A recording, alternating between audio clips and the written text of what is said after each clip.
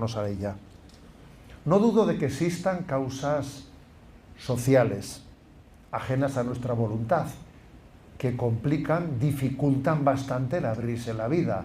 Claro que existen. El precio de la vivienda, madre mía. Claro que eso es un problema muy serio. Las viviendas, muchas de ellas, están ya diseñadas para no tener hijos.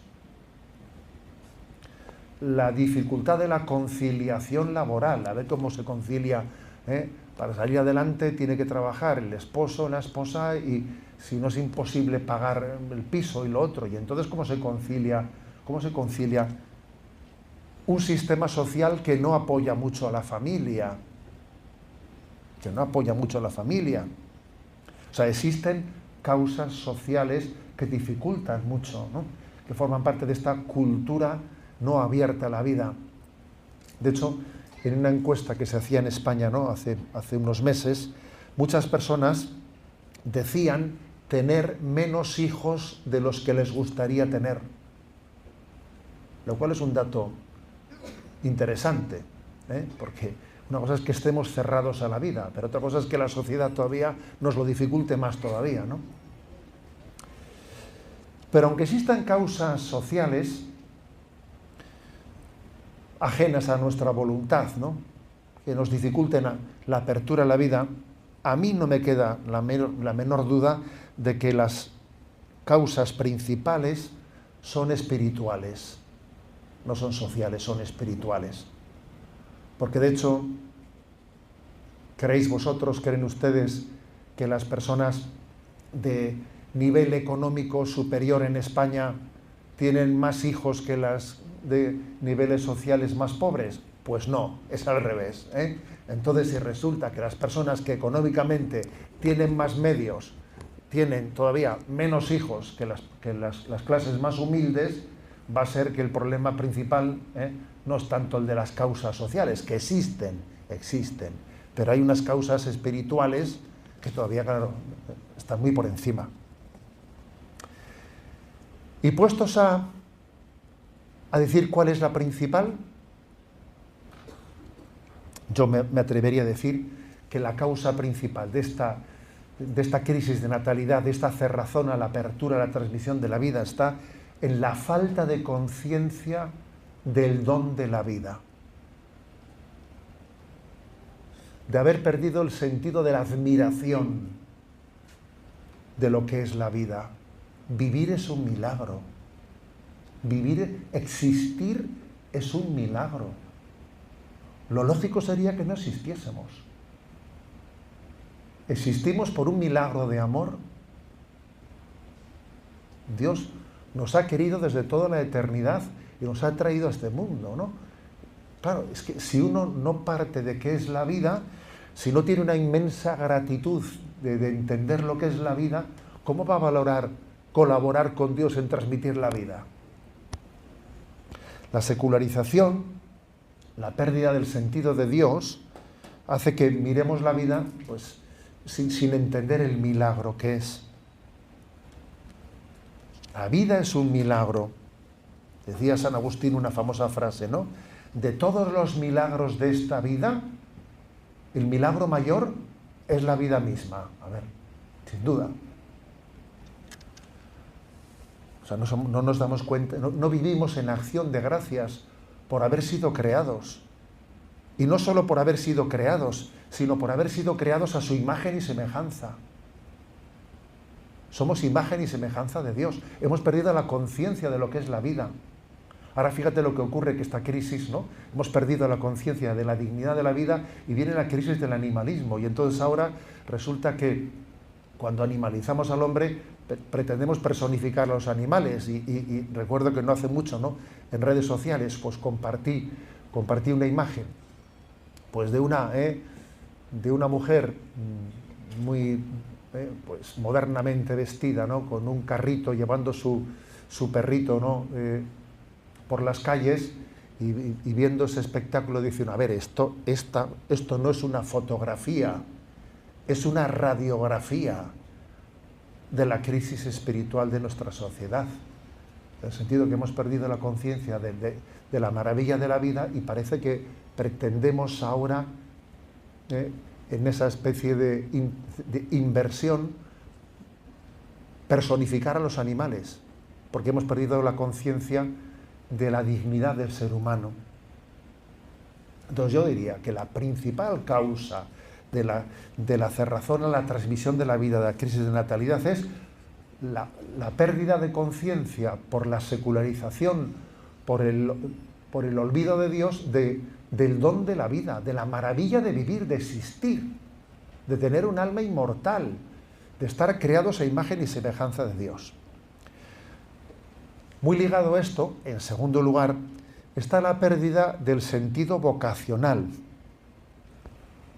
Vocacional, todos tenemos una vocación, y hay una vocación a ser padre y madre, ¿no? Y entonces ya pareciera que ya no es Dios el que da los hijos. Desde una visión de fe, dice, Dios me ha dado estos hijos, se dice esta expresión, ¿no? Dios me ha dado estos hijos, ¿no?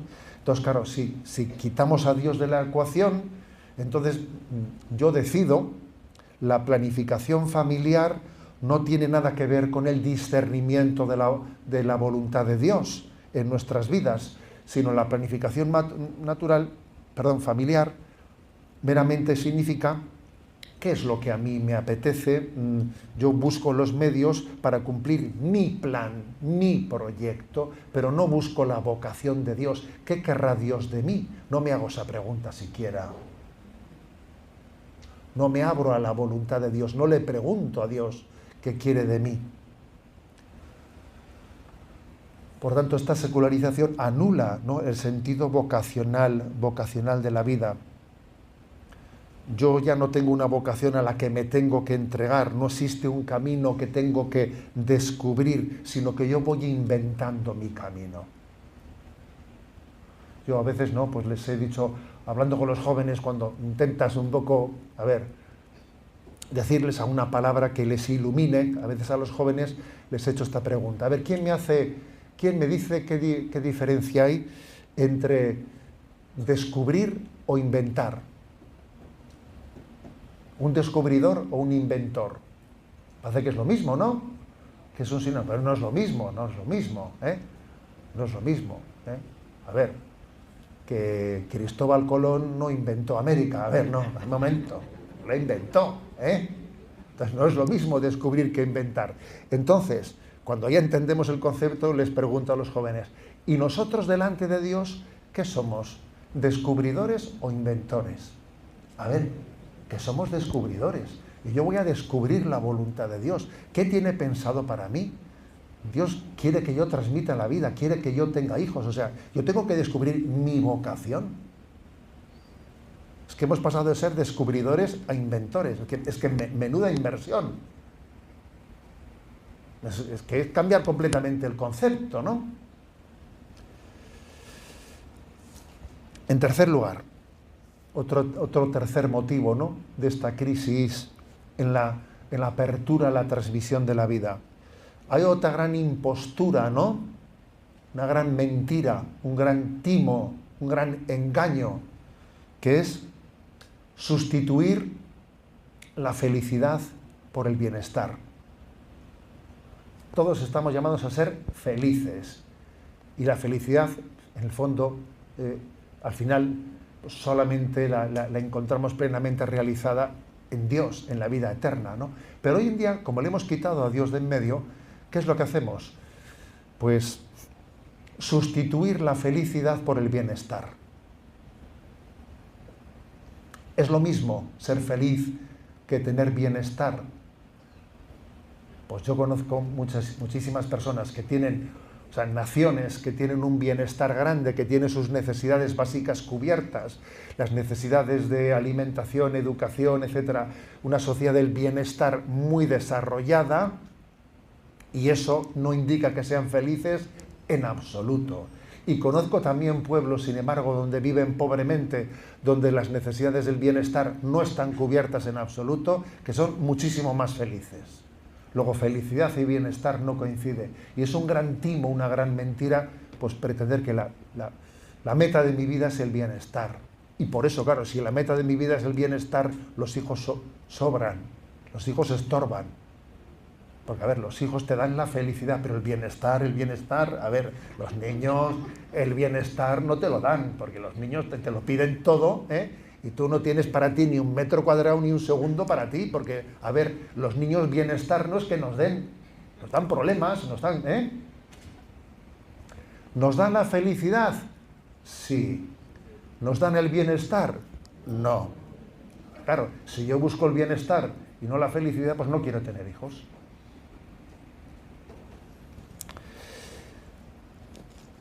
Es así, recuerdo que iba en coche, en un vehículo allí en San Sebastián, en mi tierra, ¿no? Y escuché una cadena musical que estaban comentando pues que se habían hecho públicos las últimas estadísticas sobre el índice de natalidad, que cada vez que dan una estadística uno pensaba que ya era imposible caer más bajo, pues todavía seguimos cayendo más bajo, ¿no?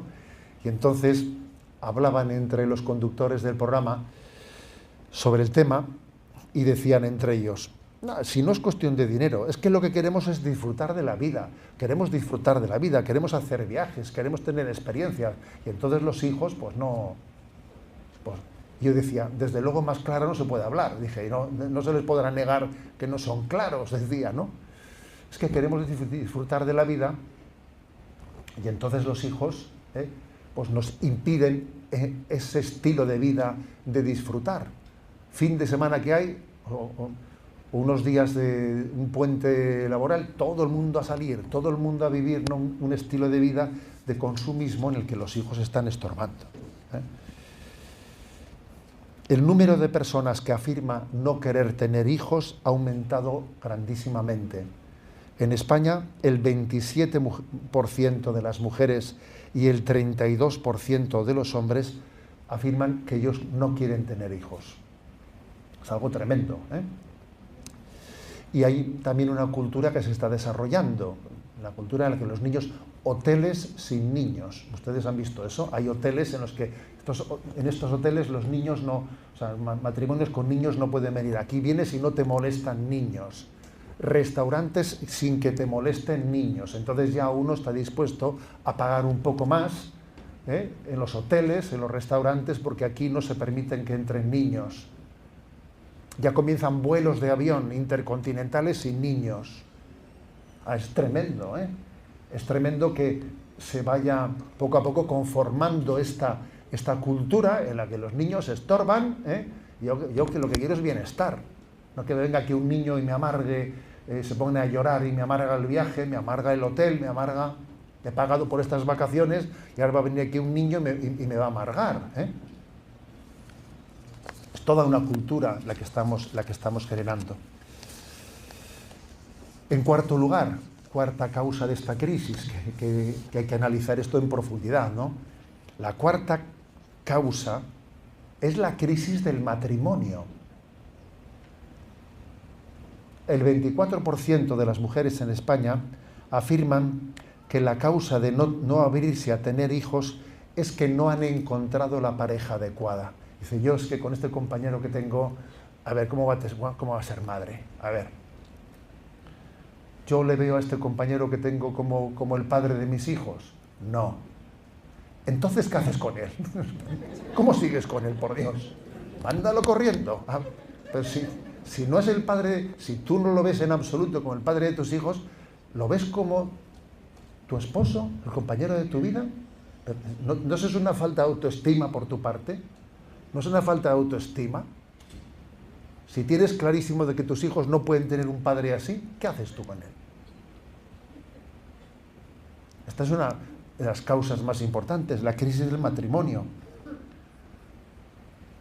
El 50% de los matrimonios en España se rompen. El 50%, 50 y poco por ciento se rompen. Claro, eso también afecta muchísimo a la natalidad. Los relatos cortos afectivos no son el marco para abrirse a tener hijos.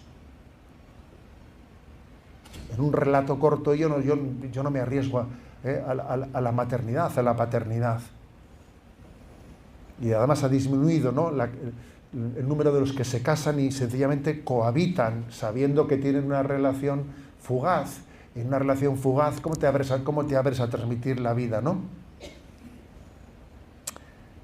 Es decir, que detrás de la crisis de natalidad hay también una crisis de esponsalidad. Vaya que sí. Vaya que sí. ¿Eh? Hay una crisis de esponsalidad muy obvia. En quinto lugar, atención a la llegada de ideologías que pretenden justificar el antinatalismo que están llegando.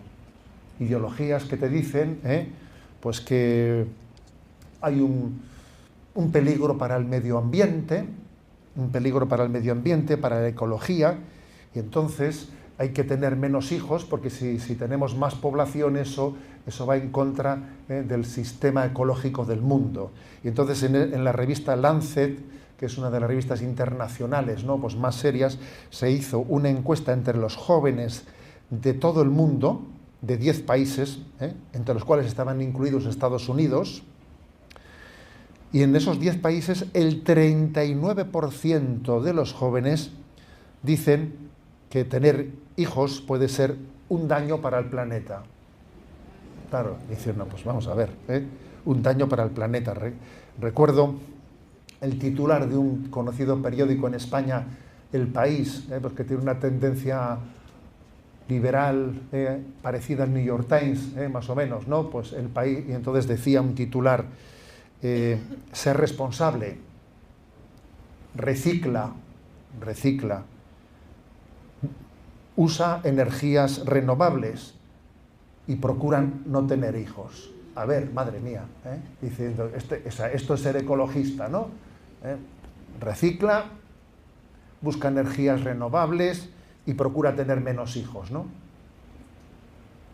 A ver, es que esa supuesta emergencia ecológica se pone como justificación para cerrarse a la vida, como si aquí el problema de convivencia internacional, el problema de la ecología consiste en que aquí sobra gente. Entonces, si sobra gente, tenemos una justificación para cerrarnos a la vida. Vamos, es el colmo, ¿no? A ver, nosotros creemos que el ser humano no forma parte del problema, forma parte de la solución. Y entonces, todos esos niños que Dios quiere que vengan a la vida, tendrán también el don que Dios les dé para cuidar mejor el planeta. Dios les dará el don de avanzar, de descubrir, de ir desarrollando sistemas para que seamos capaces de convivir en respeto y de al mismo tiempo respetar la madre naturaleza, ¿no? Y el sexto punto, voy desarrollando, y el sexto punto, que también, sin duda alguna, ha tenido un influjo, un impacto tremendo, ¿no?, en el cerrarnos a la transmisión de la vida, ¿cuál ha sido? La facilidad de la anticoncepción, claro, que normaliza tremendamente el cerrarse a la transmisión de la vida, la facilidad de la anticoncepción, como si la fertilidad fuese pues un virus contra el cual hay que medicarse, ¿no? Uno si tiene una gripe, pues oye, pues se toma una medicación contra la gripe, Pero, oiga, pero es que la fertilidad es una enfermedad contra la que hay que medicarse, ¿o qué? Claro, es que hoy en día, digamos, parece como que la anticoncepción es un recurso médico. No, la medicina está para sanar enfermedades, no para anular la naturaleza. La anticoncepción tiene, por mucho que los médicos sean los que dispensen la anticoncepción no tiene que ver nada, cero, con la salud. Porque la medicina está para sanar enfermedades, no para anular las capacidades naturales, ¿no? Es como si uno fuese al médico y le dijese, me da unas pastillas para quedarme sordo, pero sería absurdo. Vamos, ¿cómo es posible que recurramos supuestamente a la medicina para anular las capacidades de la naturaleza? Pero la popularización de la anticoncepción ha tenido un influjo enorme, obviamente, ¿no?, en en el cerrarnos a la transmisión de la vida, porque lo ha normalizado, lo ha normalizado. Y aquí quiero hablar del por qué la Iglesia dice lo que dice y predica lo que predica sobre el tema de la apertura a la vida y el porqué del no a la anticoncepción. Y fue Pablo VI, San Pablo VI, que está canonizado, ¿no? Pues un mártir de la verdad moral, cuando después del mayo del 68, en esa revolución sexual, ¿no? Libertaria que se produjo en París y desde París se fue extendiendo a todo el mundo, en ese influjo del mayo del 68, abordó en aquella gran crisis el qué palabra debía de decir la Iglesia sobre la anticoncepción, porque había surgido la pastilla anticonceptiva, era facilísimo el recurrir a ella, y entonces qué palabra tenía que decir la Iglesia a ese respecto. Y además en aquel contexto histórico con la que estaba cayendo en el mayo del 68. Entonces, pues el Papa Pablo VI constituyó una comisión para que estudiase el tema. La comisión que él constituyó también se puso a favor mayoritariamente de la anticoncepción, de la pastilla anticonceptiva, pero él se dio cuenta que con esa responsabilidad que tenía de ser el sucesor de Pedro, él no podía ceder a ello, porque hubiese traicionado la tradición de la Iglesia, ¿no? Y entonces él en julio, o sea, 2 meses después del mayo del 68, promulgó la Humane Vitae, en la que se manifestó claramente en contra de la contracepción, ¿no? La contracepción. Eso le supuso para él un martirio, una persecución tremenda. Él fue 15 años papa y en los 5 primeros años de su pontificado publicó 7 encíclicas, la última, la Humane Vitae, y le supuso tal persecución que el hombre se quedó en silencio los 10 años restantes de su pontificado, porque se armó una gorda, ¿no? Y San Óscar Romero dice, ¿no? Y cito una frase suya que la aplico a esta situación del Papa Pablo VI: el profeta tiene que ser molesto a la sociedad cuando la sociedad no está con Dios. A ver, obviamente es así. Un profeta es molesto en la sociedad si la sociedad no está con Dios. Pablo VI fue molesto en la sociedad cuando la sociedad estaba en el mayo del 68, en el liberalismo. Entonces, tengamos en cuenta, ¿no?, que aquella palabra que pronunció Pablo VI, obviamente la doctrina de la Iglesia, el magisterio de la Iglesia la ha recogido posteriormente, no únicamente Pío XII, que la Casta Connubiis y otros documentos previos a Pablo VI ya lo habían afirmado, sino que posteriormente el Catecismo de la Iglesia Católica, Familiaris Consortio, Amoris Laetitia, vuelven a reafirmar el principio de Humane Vitae.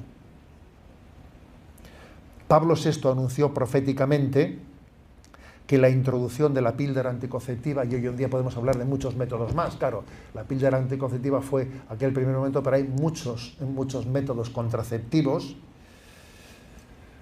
que son fármacos, que son quirúrgicos a veces, ¿no?, como era la esterilización del hombre y la mujer, o de otro estilo. Dijo que iba a producir una gran crisis de natalidad, y en efecto la han producido. Que se produciría una gran crisis matrimonial, dijo Pablo VI. Y la gente le decía, ¿pero por qué? Si gracias a la anticoncepción así podremos amarnos más. Dijo, sí, vas a ver tú. Vendrá una gran crisis matrimonial. Se separará el sexo del matrimonio. Se separará la sexualidad del amor. Si tú separas la sexualidad de la procreación, se terminará separando, divorciando la sexualidad del amor. Y exactamente así ha sido. Nunca el sexo ha sido tan fácil y nunca el amor ha sido tan difícil. A ver, es exactamente lo que ha ocurrido.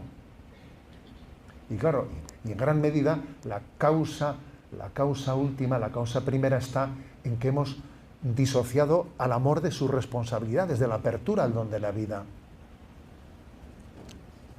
Y dijo también una cosa Pablo VI, a modo de profecía de lo que iba a ocurrir si aceptábamos la contracepción, impresionante, dijo en aquel momento.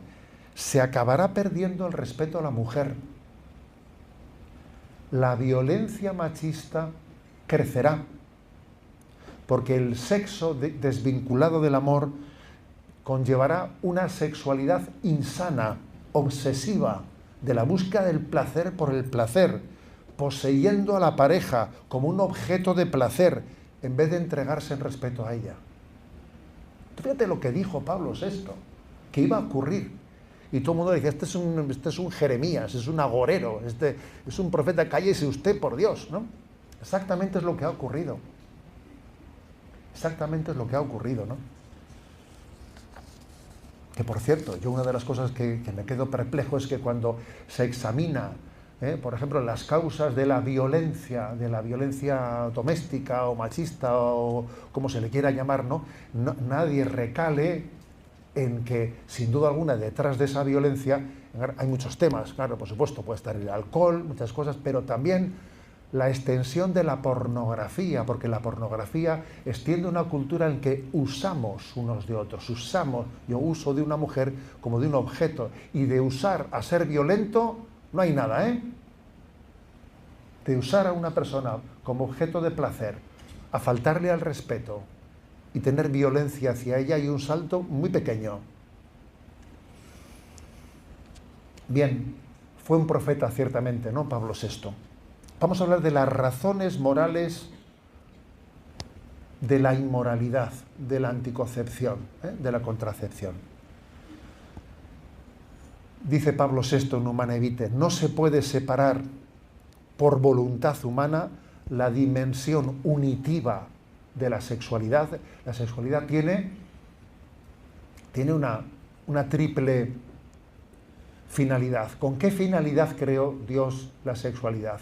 Una triple finalidad. La primera es tu propia identidad masculina o femenina.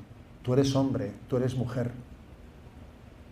El sexo no es algo que se tiene, es algo que se es. Por lo tanto, que estamos olvidando esto, ¿verdad? Lo estamos olvidando.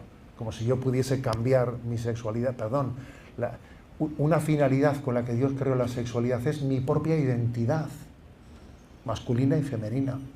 La segunda finalidad de la sexualidad es la entrega de la vida, la donación. Me entrego completamente a ti. En las alegrías, en las penas, en la salud y en la enfermedad, eso se refleja en el abrazo de la sexualidad. Es la dimensión unitiva.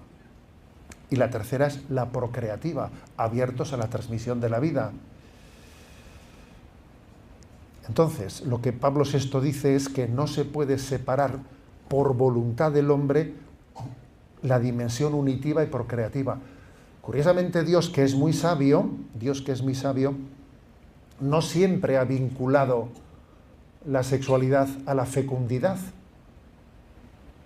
A diferencia del reino animal, que cuando un animal está en celo, pues de no ser que esté enfermo, siempre será fecundo. Sin embargo, en nosotros no siempre la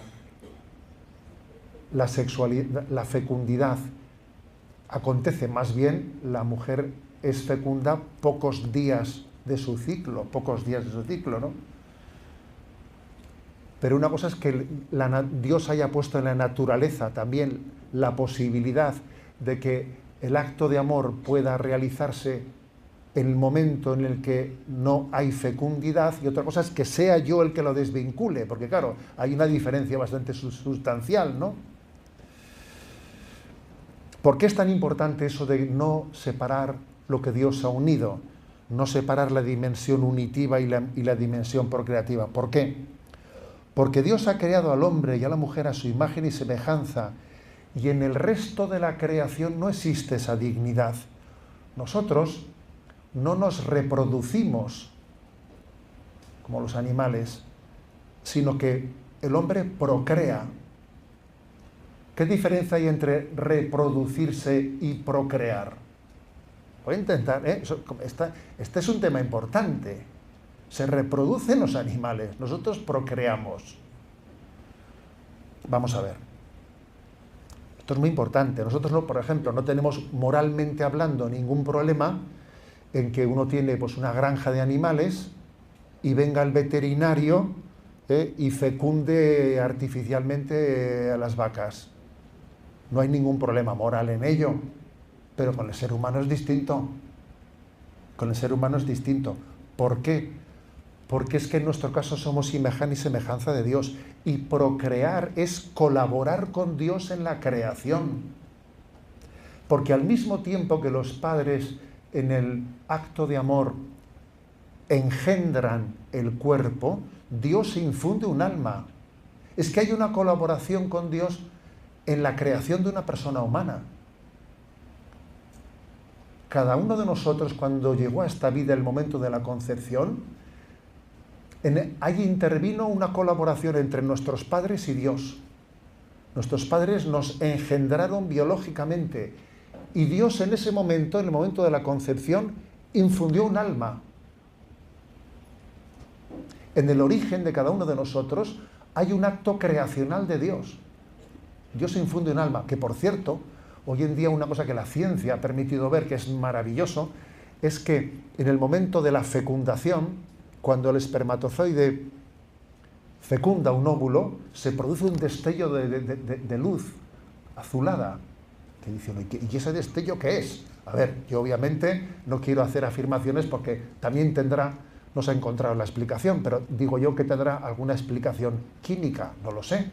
Pero no me digáis que no es curioso que en el momento de la fecundación, cuando un espermatozoide fecunda un óvulo, se produzca un destello de luz, que es increíble. En ese momento Dios crea e infunde un alma. Por eso nosotros no nos reproducimos, nosotros procreamos, y la dignidad de la sexualidad humana no tiene nada que ver con la de los animales. No tiene nada que ver. El lugar digno, ¿no? El lugar digno para transmitir la vida es la expresión de amor. Dios ha querido que la vida humana llegue a este mundo por una expresión de amor, porque Dios nos ama.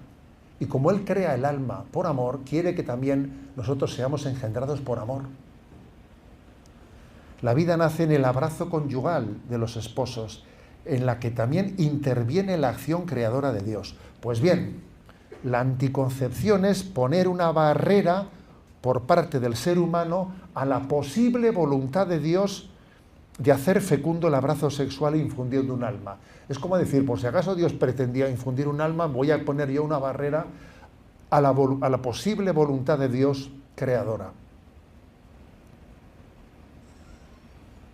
Y esto hay que añadir una cosa, que la expresión sexual, que está llamada a ser la entrega completa de la vida, se ve afectada al introducirse la anticoncepción. Porque si yo te amo plenamente, me entrego plenamente a ti, pero no quiero excluyo el tener consecuencias de transmisión de la vida, ya no te amo tan plenamente. O sea, quiere decir que el amor de plenitud no se conjuga con el estar excluyendo la posible voluntad de Dios de que nuestro acto de amor sea fecundo. Por cierto, hay un libro que nos llegó desde Estados Unidos a Europa y que no sé si aquí se ha difundido mucho, ¿no? Pero es una joyita, de Scott Hahn, Roma, Dulce Hogar, donde él cuenta su conversión. Es maravilloso ver cómo dos personas que eran de denominaciones protestantes descubrieron la belleza del catolicismo precisamente por este tema, por la Humanae Vitae. Su acercamiento a la fe católica, ellos se dieron cuenta que, claro, que lo que había dicho Pablo VI, que era de una coherencia tal con la dignidad de la vida humana. O sea, hay personas conversas al catolicismo a las que esta doctrina católica sobre la anticoncepción les ha hecho descubrir pues, la plenitud de la verdad en el seno de la Iglesia Católica. Existen luego también otros razonamientos, ¿no? Algunos ya los he dicho. El respeto a la propia naturaleza.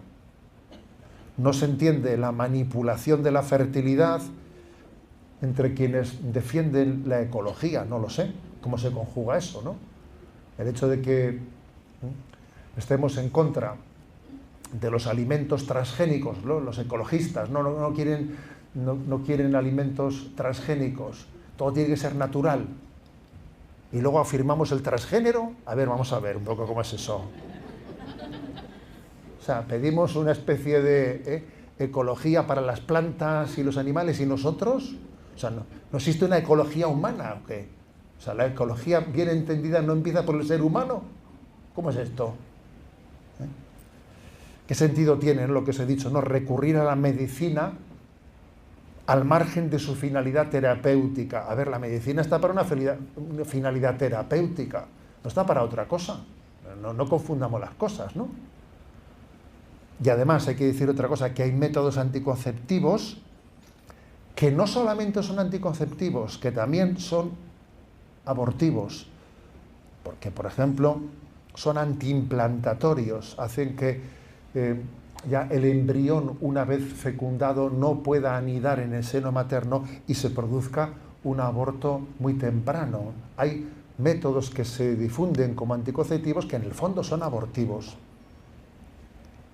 Y además también está el tema de los efectos secundarios, ¿no?, de muchos métodos anticonceptivos, que claro, a veces recurrimos a los métodos anticonceptivos en la juventud, y luego cuando uno quiere tener familia y deja de tomarlos ya es un poco tarde, porque la naturaleza se dice, ah, sí, ahora va a ser que no, porque por aquello que se dice que Dios perdona siempre, los hombres a veces y la naturaleza nunca, porque claro, porque también violentamos a la naturaleza y luego resulta que ella dice, pues ahora estoy cansada, ¿no?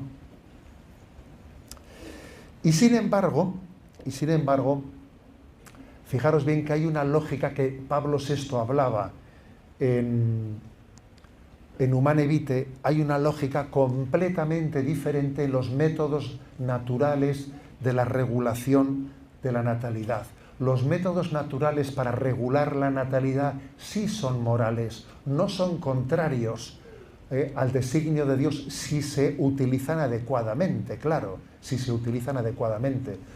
Porque cuando lo que la Iglesia nos pide es que uno tenga un discernimiento, una paternidad responsable, es decir, que delante de Dios le haga la pregunta de qué hijos Dios quiere darle, qué hijos puede educar de una manera responsable. Lo que pasa es que algunos confunden la paternidad responsable con la paternidad confortable, que es otro tema, ¿no? Entonces, no, la paternidad responsable supone, sí, decidir, ¿no?, porque no todo el mundo está en la misma situación y cada uno tiene que ver en la situación en la que está, pues, qué hijos entiende, discierne que Dios pues, quiere darle, ¿no?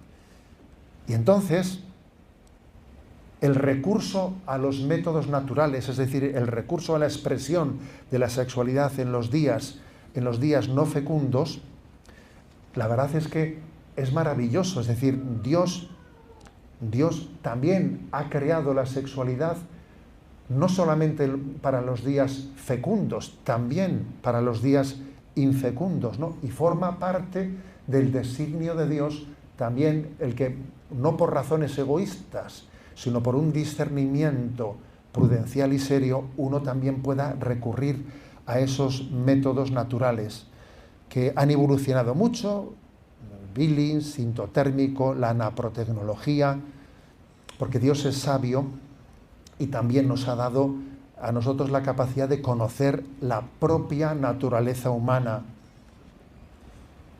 En el método natural, el ser humano es un intérprete de la voluntad de Dios. En el método artificial, el ser humano se constituye en árbitro de la vida. Y hay una diferencia muy grande entre ser intérprete de la voluntad de Dios y ser árbitro de la vida, que creo que es la diferencia entre los métodos naturales y los métodos artificiales. También creo que si alguno quisiese profundizar más en esto, que sepa que la Conferencia Episcopal Española, cuando se cumplieron 25 años de la Humane Vitae, publicó un documento con el título Humane Vitae, una encíclica profética, reflexiones doctrinales y pastorales. Bien, esta reflexión, escrita 25 años después de la Humanae Vitae, tiene muchos más argumentos, reflexiones mucho más desarrolladas que las que pudo tener pues, el documento de la Humanae Vitae, que en aquel momento se publicaba, pero claro, 25 años de responder a dudas y 25 años de responder a ataques y a incomprensiones, pues permitió que se elaborase un documento mucho más desarrollado de los porqués de nuestra concepción, ¿no? De la concepción católica, ¿no? Sobre la paternidad responsable. Y quiero también, y voy a concluir, subrayar que el Papa Francisco en Amoris Laetitia, en el número 222, que es fácil que lo recordéis, 222, 222, insiste mucho también en este aspecto, cosa de la cual se habla muy poco.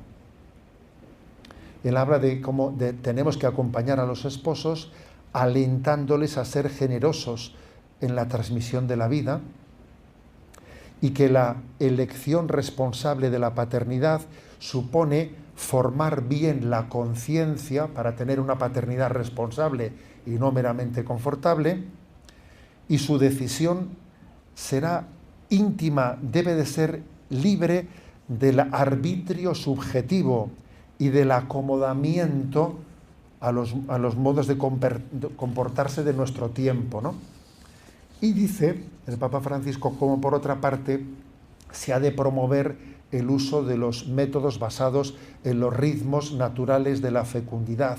También se debe hacer ver que esos métodos respetan el cuerpo de los esposos, fomentan el afecto entre ellos y favorecen la educación de una libertad auténtica, ¿no?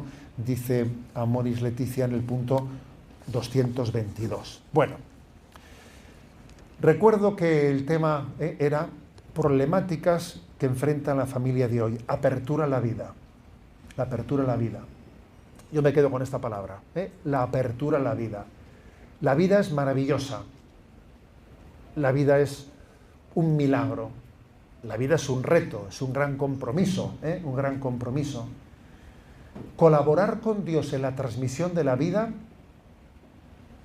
es lo más maravilloso que Dios nos puede pedir en esta vida.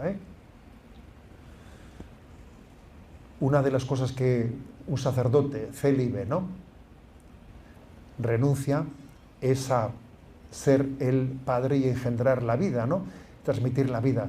Y en parte en su corazón lo compensa con ser también padre de las conversiones del corazón, porque claro, la paternidad espiritual es también muy potente, muy potente. Todos tenemos una vocación a la paternidad y a la maternidad. Y los que no la tenemos físicamente, la tenemos espiritualmente, porque ser padre espiritual da la luz a hijos espirituales, ser madre espiritual tiene también una fecundidad maravillosa, ¿sabéis? Todos estamos llamados, ¿no?, a ser fecundos. Y si, por ejemplo, hubiese aquí un matrimonio que dijese, padre, pues nosotros somos un matrimonio que no podemos tener hijos, que lo sabrá, somos un matrimonio que no podemos tener hijos, pues les diría, pues también ustedes están llamados a la fecundidad, de una manera distinta, como estoy yo llamado también de una manera distinta, están llamados a ser fecundos, porque de su vida, de su entrega esponsal, seguro que Dios les va a dar hijos espirituales, poniéndose al servicio de los demás, de su tiempo, de su disponibilidad, de los talentos que Dios les ha dado, les hará fecundos, porque estamos llamados a acoger la vida como un milagro, a ser inmensamente agradecidos y a colaborar con Dios en transmitirla. Por ello creo, ¿no?, que la mejor manera de concluir es diciendo gloria al Padre, al Hijo y al Espíritu Santo, como era en el principio, ahora y siempre, por los siglos de los siglos.